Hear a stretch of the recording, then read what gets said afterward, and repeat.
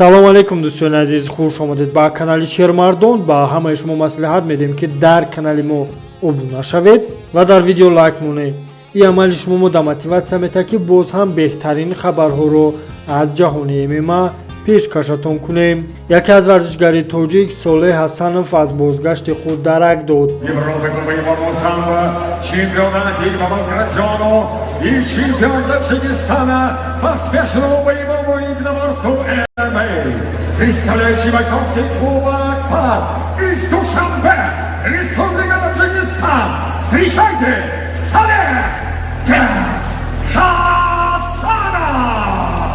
Санаи 4 июнь варзишгари точик Солех Хасанов рекордаш 15-7 бо варзишгари белоруси Вадим Ролич рекордаш 2-1 дар вазни нимвазбин дар созмони Brave FC дар шаҳри Минск мухориба хоҳанд кард.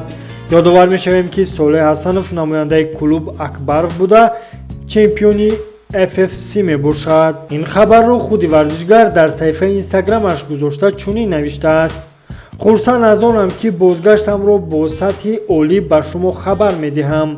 ба наздикӣ ман дар яке аз созмонҳои машҳури ҷаҳонии ММА Brave FC мухориба хоҳам кард. ба ҳаматон ташаккур барои дастгирӣ, навиштааст Солех Хасанов дар инстаграми худ. ва мебошад ба варзишгари точик Солех Хасанов танҳо муваффақиятро таманно мекунем ва чун ҳамеша дар комментария ҳама якҷоя Солех ба пеш менависем. ин буд видеои имрӯзаи мо дӯстон. Хайр.